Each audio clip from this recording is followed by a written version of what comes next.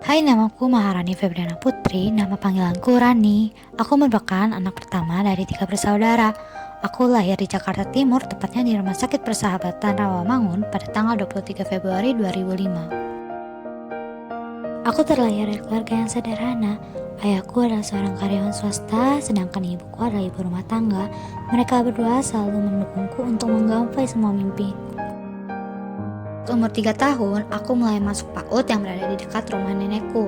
Saat itu PAUD adalah tempat bermain bagi anak-anak seperti kami. Di sana, selain bermain, kami juga diajarkan bagaimana cara bersikap sopan dan santun kepada orang yang lebih tua, dan juga kami diajarkan membaca serta berhitung. Pada umur 4 tahun, aku mulai aktif mengikuti beragam kegiatan lomba seperti lomba menggambar dan juga lomba mewarnai. Aku mulai masuk taman kanak-kanak saat berumur 5 tahun. Aku sangat senang karena aku bisa mendapatkan teman lebih banyak lagi dan berbagai materi baru tentunya.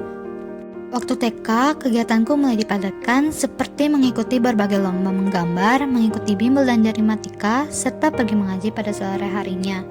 Memang sangat melelahkan untukku waktu itu, tetapi aku tidak akan menyerah dan mengeluh begitu saja. Lalu aku melanjutkan sekolah ke SD Negeri Setia Dharma 01. Aku tidak merasa kesepian sebab teman-teman TK aku berada satu sekolah denganku.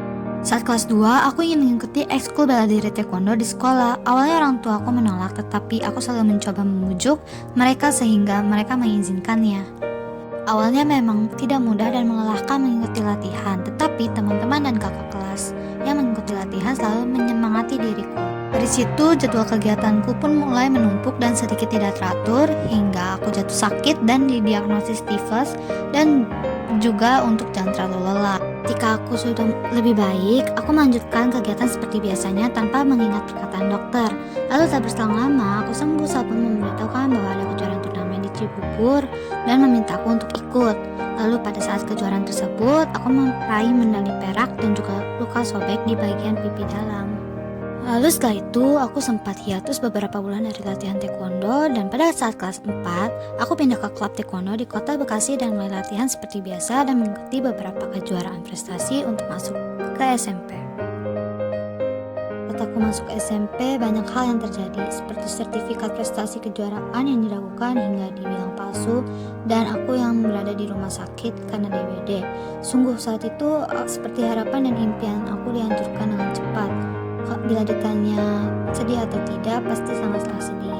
Di situ aku seperti ingin menyerah dan kesal karena kerja keras selama ini seperti tapi keluarga aku selalu mendukung dan memberikan semangat agar aku bisa bangkit lagi dari kesedihan.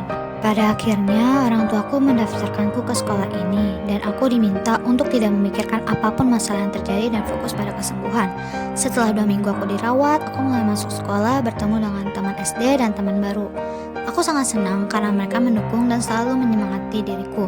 Pada saat SMP juga, aku mulai hiatus kembali dari kegiatan taekwondo untuk waktu yang cukup lama dan memperbaiki nilai sekolahku yang sempat menurun. Aku sangat bersyukur karena memiliki sahabat yang selalu mendukung dan menyemangatiku dalam keadaan apapun. Mereka juga yang memotivasiku untuk lebih bisa bergerak maju dan agar tidak mudah putus asa. Kami sangat melengkapi dengan latar belakang yang berbeda dan tingkah laku serta karakter kami yang berbeda pula.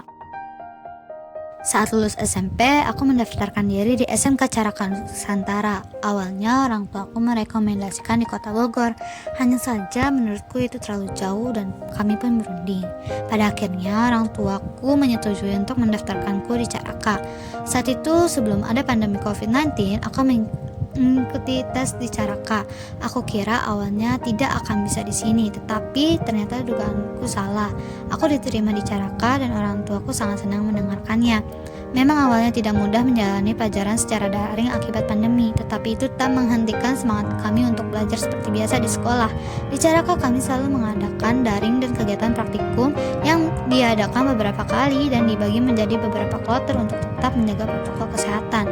Aku mengambil jurusan kimia analisis dan di sana juga aku mendapatkan banyak teman.